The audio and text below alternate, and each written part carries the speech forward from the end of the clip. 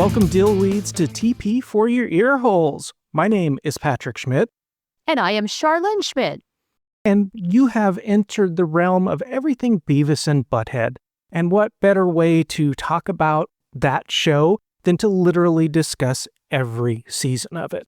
That's what we're going to try to do today. We're going to try to discuss every single season by ranking all 11 seasons from our least favorite to our favorite. What do you think of that? I knew this was going to be a painstaking task, and it was. And here is the thing, is this is a completely subjective list. It's going to vary from you to me to anybody else listening out there, and it's subjective within ourselves, because I do think that what is in more recent memory or whatever we're watching at the moment might have a greater influence on how we rank stuff just because it's fresher in our minds. And so this is our rankings as of today. When we're recording this, subject to change without notice. Those are the terms and conditions. Just sign the waiver and we're fine. Exactly. Before we get into our rankings, let's tell you a little bit about how to keep up with us if you aren't already doing so. We are on Blue Sky, we are on Instagram, we are on Facebook at TP for your earholes, and we are also on YouTube. Please follow us on any or all of the platforms that you're on, and also stop by tpforyourearholes.com. That is our show website. That is where we have a contact form where you can reach out to us directly. It's also where we have episode archives. And before we get into our rankings, we do have one more piece of business to do with this episode today, and that is to dedicate this episode to a friend of mine, Peter Gardner, who is no longer with us, and he was a big Beavis and Butt-head fan. I have a feeling he was listening to this show before he was gone, and he is dearly missed. So rest in peace, friend. Yes, rest in peace.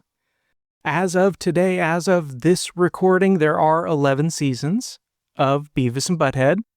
And for the purposes of this episode, we're going to combine seasons 1 and 2 as one season, because season 1 technically only had 3 episodes, and we're going to throw Frog Baseball and Peace, Love, and Understanding, which you might call season 0, into that first group as well. We do not know each other's picks. Sometimes when we come into these episodes, we do. Today, we don't. So I have no idea how Char ranked hers. Char has no idea how I've ranked mine. Yep, it's going to be a surprise to all of us. And you know what? When I made my list, I surprised myself. This was so hard. I'm telling you, man. I warned you. I warned you before we did this. I've done stuff like this for other podcasts that I've done previously. It seems like a fun idea, an easy idea. It is not. It's agonizing. And now you know. So let's dive in. So I know I've got a lot to say, but Char, let's hear from you first. What is your number 10 on your rankings? Before I tell you my number 10, I want to tell you how I came to decide on my rankings. Okay. Because I needed some sort of rhetoric. I needed framework. I need structure. And so what I ended up doing is I started looking at episode lists. What goes into each season? Which ones are the heavy hitters that I cannot do without? Sort of like a desert island situation where if all the Beavis and Butt-head I had to watch was such and such an episode, would I want it there? And then also balancing that out, though, with either mediocre or forgettable episodes or episodes just maybe that I do not like. And then weighing that against season by season. And if there's a lot of heavy hitters I can't do without, that ranks higher. If there's more mediocre and forgettable episodes, that goes lower. Yeah. And with that, my number 10 pick. It might surprise you because it is not seasons 1 and 2, as you might predict. Ooh, okay. What is it then? So what did make number 10, to my surprise, was season 3. Season 3? Okay, I want to hear your rationale for this because I vehemently disagree. And you know what? Give me a week, a month, a day. I might vehemently disagree with myself too. But here's where I was at in this moment. I kind of felt, just looking at the episode list, that a lot of these episodes are a little forgettable, at least in the first half. Season 3 ends with some really memorable ones like Closing Time and Most Wanted. But compared to other seasons, those episodes don't hold as much weight as, say, even closers in season 2. Sure. Okay. So that's somehow season 3 got the bottom ranking. By the way, I want to throw in that I ranked mine very similar to yours, which was how high were the highest highs, how low were the lowest lows, or was everything mid? Okay, cool. Similar rhetoric. Yeah, and so I don't think it's anyone's surprise that I ranked seasons 1 and 2 as the worst. And they're objectively the worst, as we've covered before. But it is also personally my least favorite kind of stuff. It just is. And I like unrefined, but I don't know. Seasons 1 and 2 felt more like someone trying to be controversial as opposed to trying to put out the best show they could. Interesting. They were still going for the shock value. They were still going for the gross out. And that is not when this show is at its best. It definitely had some highlights, but if I was stuck on a desert island, I would be most disappointed if these were the episodes that made it to the island with me. Fair enough. We're going to have members in the audience disagree with us because we've had some great discussions from listeners saying, hey, you're really hard on these earlier seasons. This is just a preference thing. And I think we've mentioned this before, but we'll say it again. Being in that moment with those early episodes is a gift. And I think if you were there in that moment, you cherish those episodes more than those of us who came in just a little bit later, like us, to really see Beavis and Butt-head hit its stride, where it was already a well-oiled machine and they were making really top-notch episodes all the time. Absolutely. And that's a great point. And yeah, if you really do love those first couple seasons, it's probably because you started watching from the beginning. We were slightly behind. Yeah, and honestly, I'm a little jealous of those people who were catching on right away. I think I was just a shred too young to be doing that. Yeah, me too. I mean, we can't blame ourselves for that, but that's just the truth. Yeah. So what's next on your list? What's 9th? 9th goes to seasons 1 and 2. Okay. It starts off pretty lackluster. We have lovely hits like Give Blood, and I like Frogs Baseball, but on a desert island, I would not want to watch it all the time. I'm sorry, I just wouldn't. Now, season 2 does end with some classics, though, like No Laughing, Washing the Dog, Friday Night. Good stuff. And weighing those episodes against season 3's closers, I thought I like season 2's better. Okay.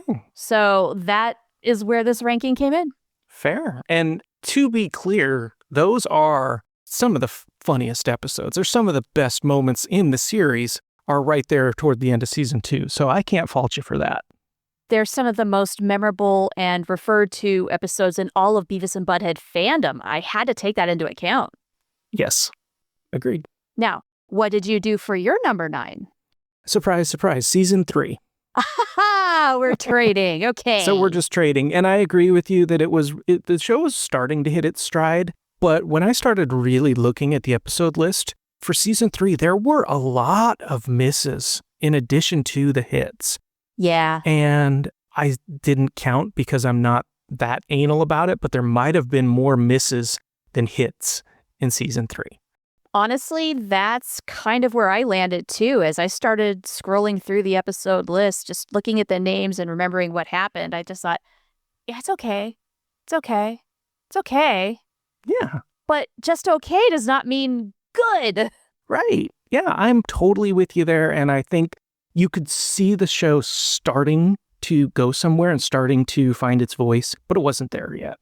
It was definitely getting there, but I agree. So number 8. What do you got? Okay, this is yet another one that surprised me. And this maybe is the biggest surprise to myself when I was making my rankings, just because I really like this season. And I don't know if maybe being in the fandom and hearing what folks on the internet say has any influence. But here we go. It's season 10. That's Mike Judge's Beavis and Butt-head season 2.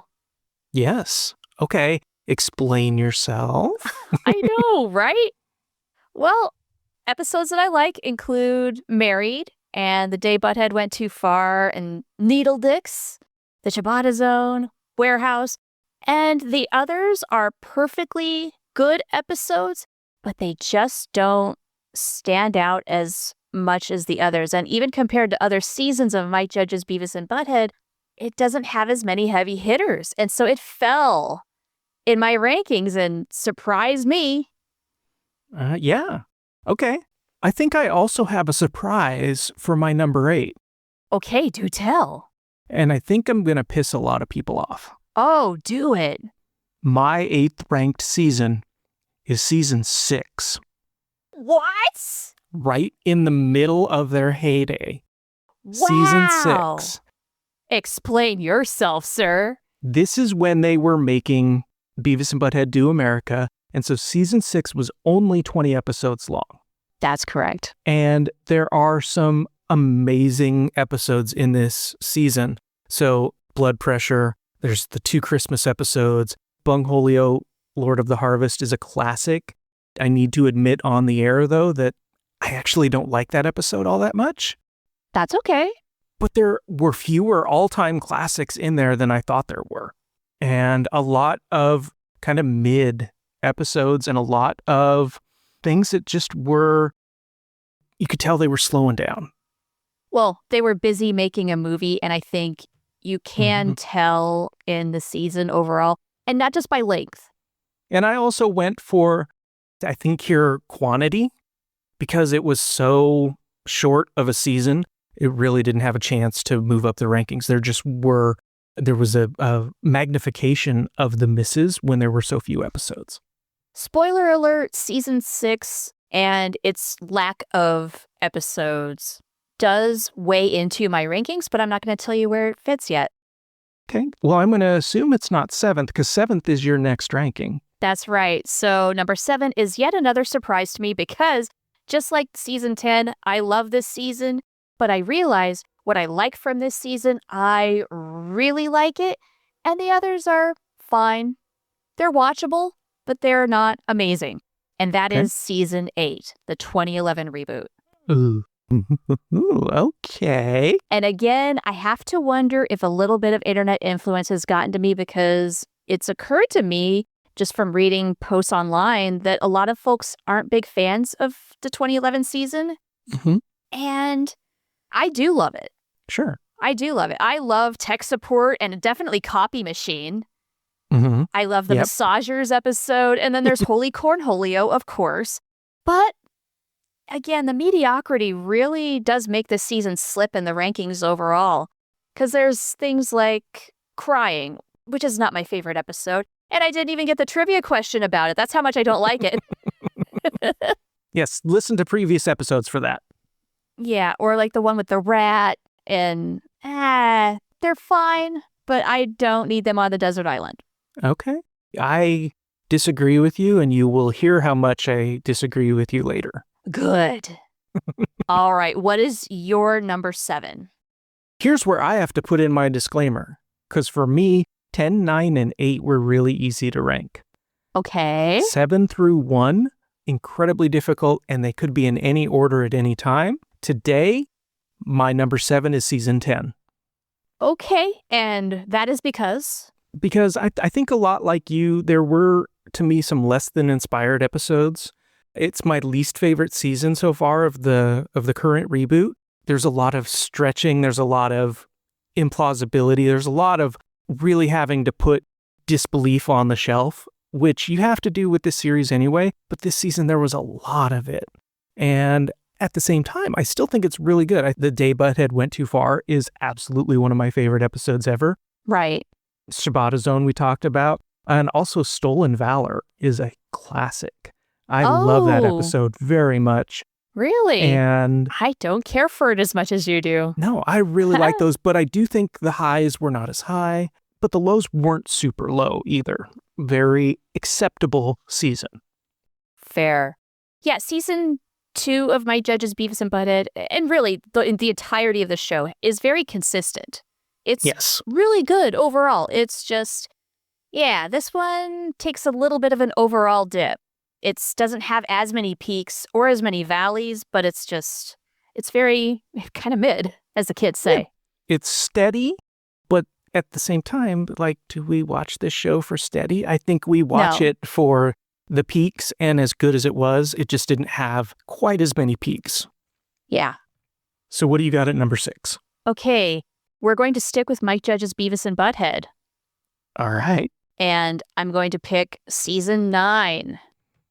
Okay. And season 1 feels like they're winding up to me with this reboot.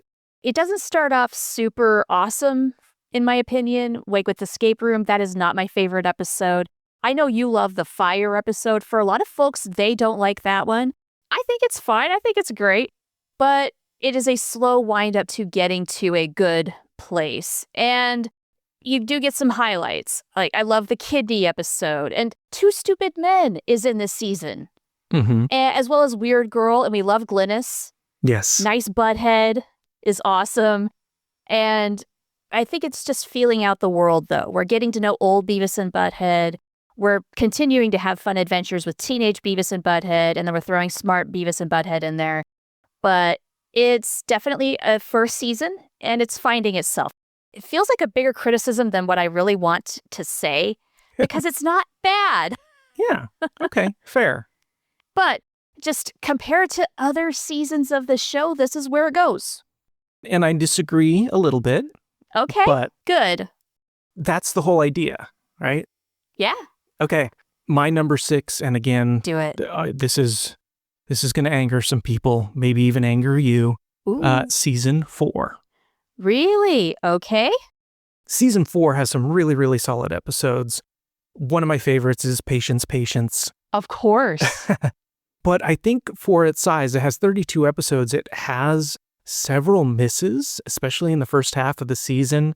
And I'm going to argue that the back half of season 4 is where the show actually starts to realize its potential. I agree with you entirely.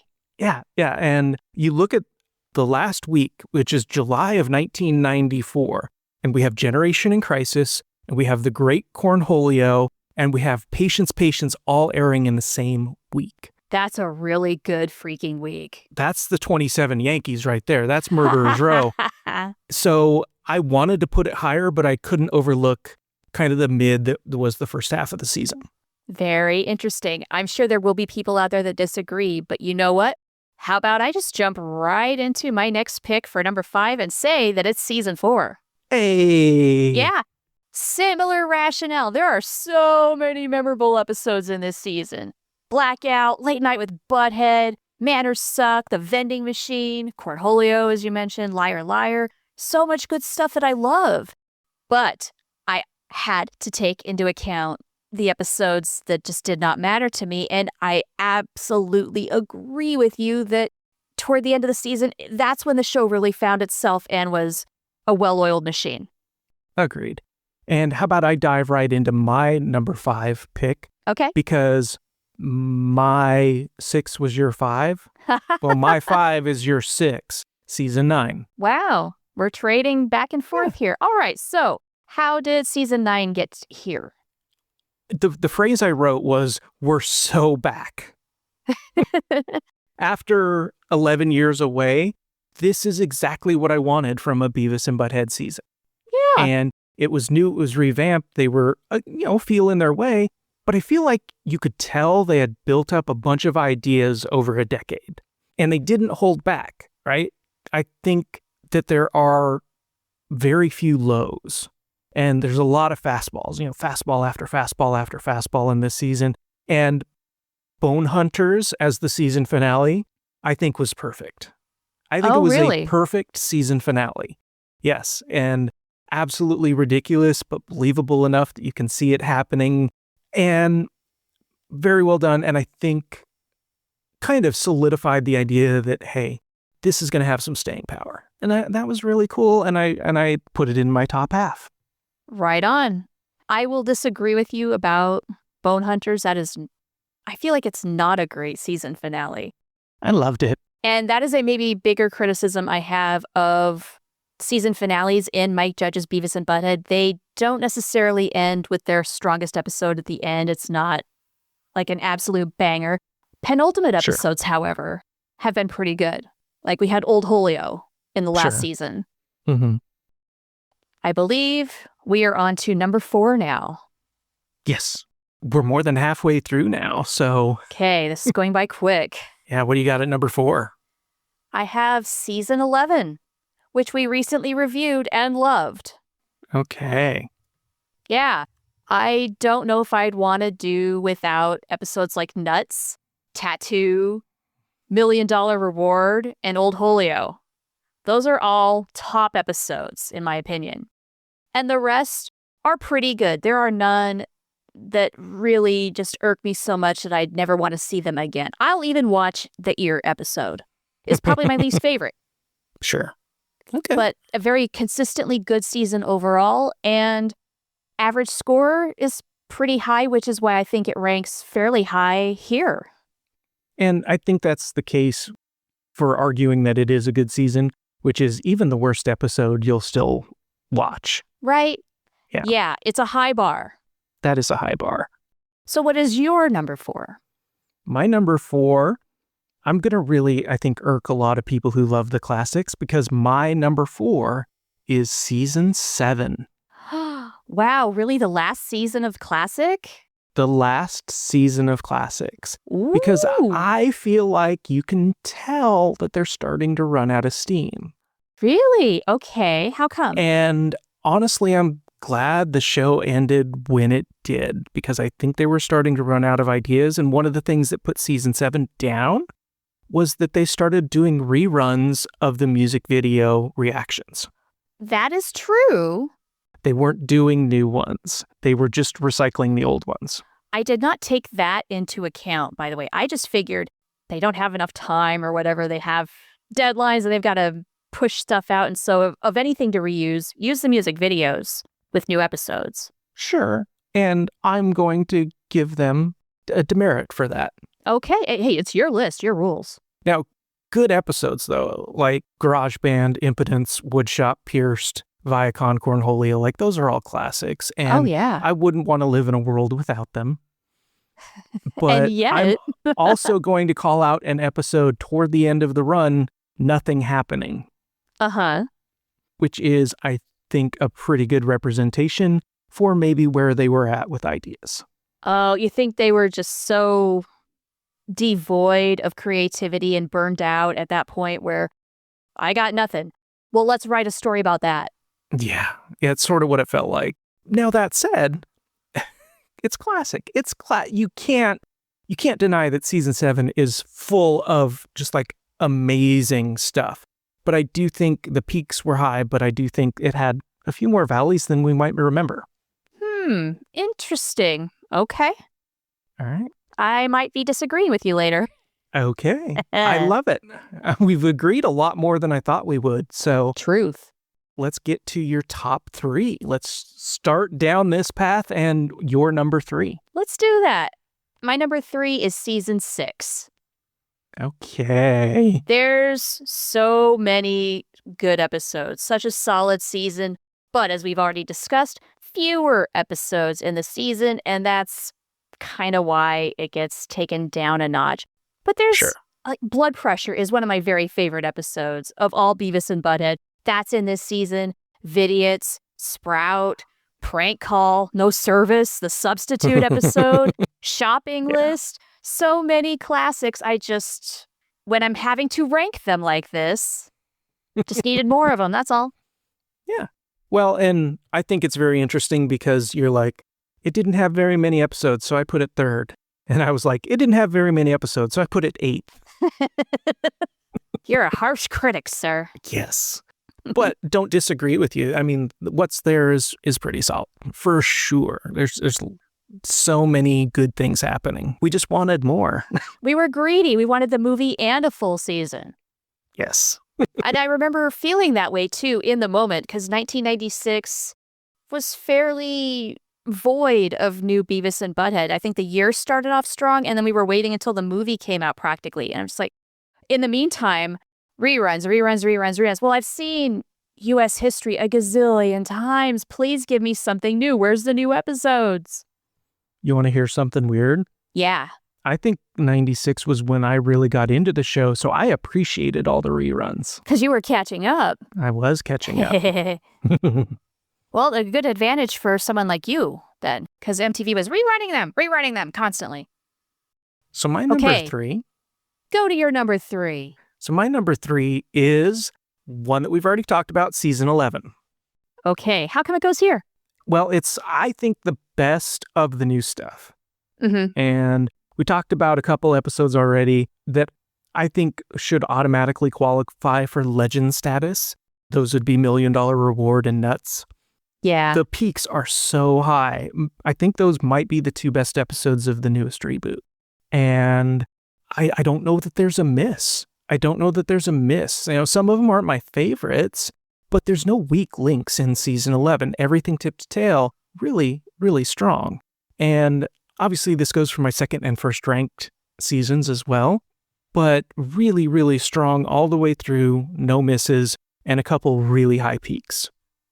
Yeah, it is a very consistently good season where, as you've said, even the ones you don't like as much are still really good. It's still very watchable. Very. Without a doubt. Now, a question to check ourselves. Mm-hmm. This is the most recent season that we've watched and had.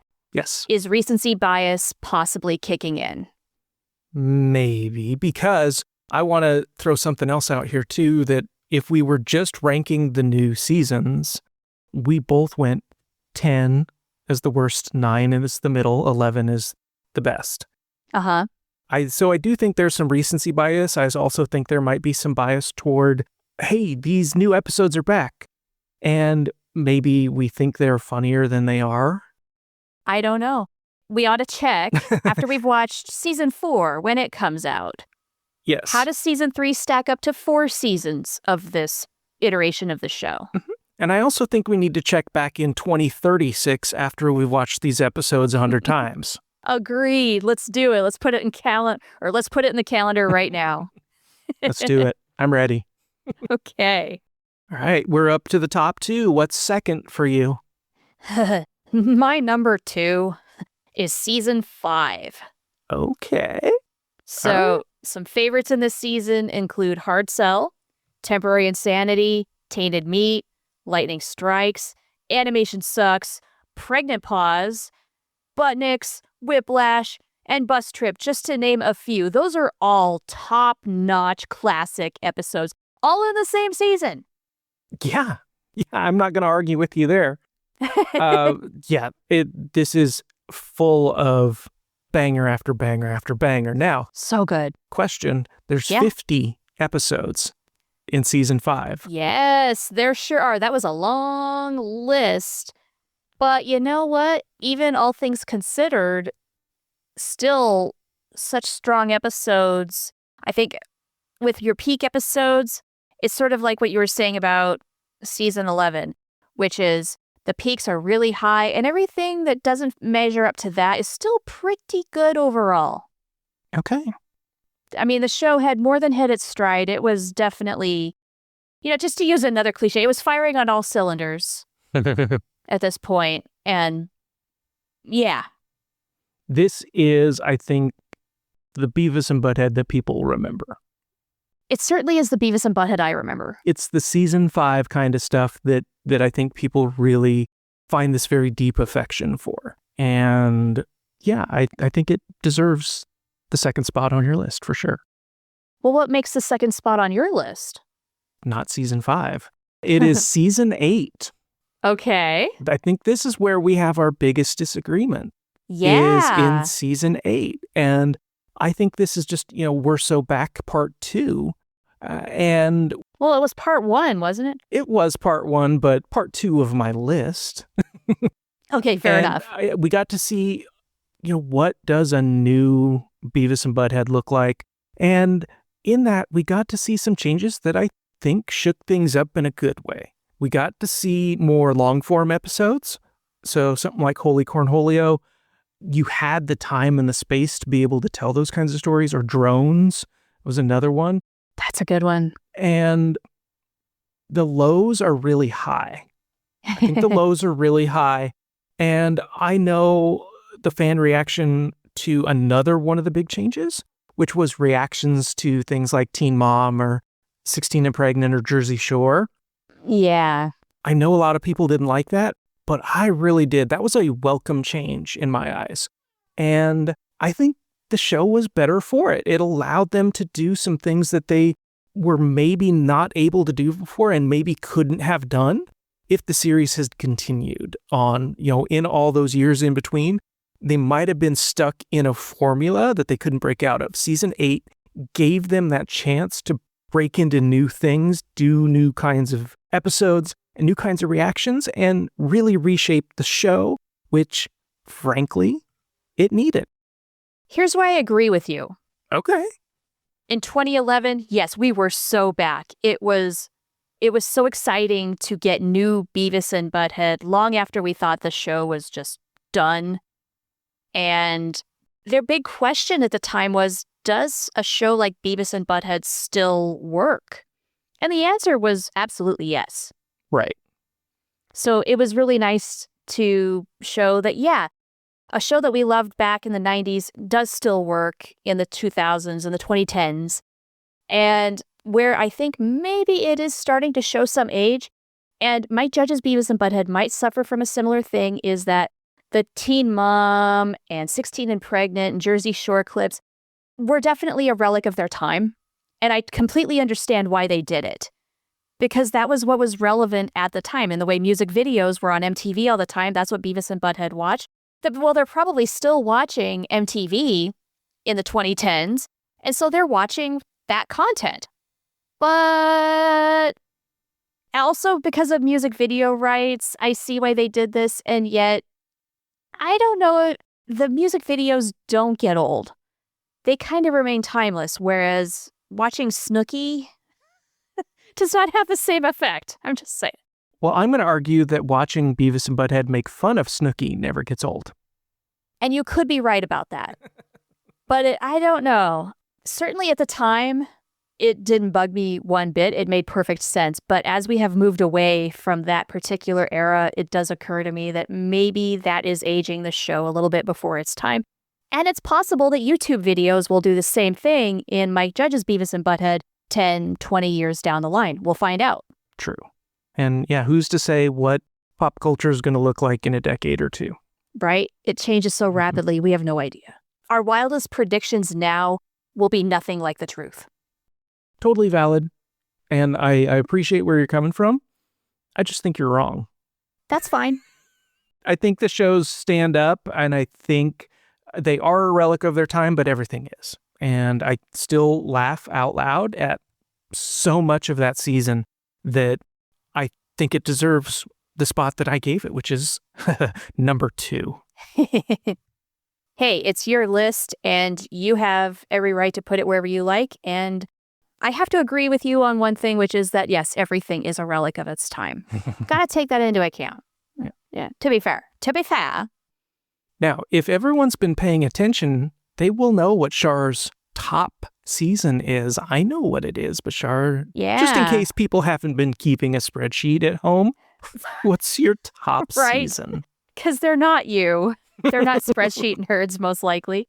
And therefore, my number 1 is season 7, the last of the classic Beavis and Butt-head seasons. Here's why. Okay. This season has some of the absolute biggest bangers that I cannot live without. Viacom Cornholio, Just for Girls, Dumbasses Anonymous, Nosebleed, Citizen's Arrest, Pierce, Take a Lap, Bride of Butthead, Woodshop, Garage Band, Die Fly Die, and of course, one of my biggest favorites of all time, Butt Flambe. Yes. Without those, I am incomplete. And while I do agree with you that there is a sense of they're tired, they're ready to wind things down, at the same time, they're still producing really good fucking work. Yeah, this is true. Now that I get to thinking about it, I cannot imagine a Beavis and Butt-head world where those season 7 episodes don't exist. Right? Yeah, that would be a loss for humanity. Truly. Truly. It would, and we would be so much worse off for it that this was actually one of the easier ranks for me to make, was just looking at these episodes. Yeah, love that, love that, love that, love that. I put it in number 1, and it stayed there the whole time. Yeah, I can't argue with that. I can't argue with that choice because those are some of the best episodes. And I know I accused them of losing their fastball, but maybe they just had a couple curveballs in addition to occasionally rearing back and pulling that fastball out of their pocket. Hey, yeah, look, they might have been tired. They might have been ready to end the show, but I really think they got a second wind after the movie and just really gave it their all. So, number 1 for you is season 5. Yes. Yes. Okay, how did it hit number 1 for you? Do you want to hear something really weird? You ran off about 8 episodes out of season 5. I put the very same episodes. Every single one? Every single one. And there's nothing left to say about season 5 because you stole my thunder. But those episodes, and I may be going for quantity again here, but there are 50 episodes and there are so many all-time classics in this series. And I'm going to go out on a limb and say something big. Do it. If Beavis and Butt-head only had these 50 episodes, it still would be one of the greatest works of animation in my lifetime. No disagreement. It wouldn't stand up as high, but it would still be memorable. Mm-hmm. And it would be like one of those shows like Freaks and Geeks. You only got one season, but what you got was so amazing that you are talking about it 30 years later. I don't know if we'd have a full podcast dedicated to it, but it would still be just an amazing series. And if I were stuck on a desert island with just one season to watch, this is the one I would pick. So fair. If you get that one DVD and you're picking season 5, you're not going wrong there. You've got some really good stuff to watch. Yeah. And I think it was right about this time, 95, 96, when I started watching. So a lot of these episodes were the episodes that I saw first and saw a lot over and over in reruns. Oh, yeah. And that probably influenced my ranking of it as well, but it is right in the sweet spot for me of both timing, quality, quantity. It's all there. Right on. Well, we did it. We got through our rankings, as painstaking as the whole process was. I'm glad it's over now, but I'm also really glad that we did this, to think about it. Yeah, and of course, dear listener, you can disagree with us, and we would absolutely love to hear your rankings. Let's debate. Let's debate. We would be so happy. We'd be so thrilled to hear how you would justify the rankings that you would throw out there. So find us on Facebook, Instagram, Blue Sky. We're on all of those platforms at TP for your earholes. We're also on YouTube. Leave us a comment there. Let us know what your ranking would be. And oh my gosh, I cannot wait. Like, as excited as I was to share mine, as excited as I was to hear yours, I think I'm almost more excited to hear what our listeners might come up with. Yes, same. Now that we've done our piece, I want to know where people disagree with us, what they would do instead. Yes, please. Like I said at the top of the show, this is subjective. I want to hear your reasons. And maybe you can teach us a thing or two. I think that would be pretty sweet. Did we overlook something? Let us know, because chances are we did. And if you don't want to leave a comment in a public place, shoot us a private message using the contact form on tpforyourearholes.com. So thanks to all you butt wipes out there for joining us. Next week's episode is a mystery. But until then, we really appreciate you being here with us. Hope you'll join us for whatever that is.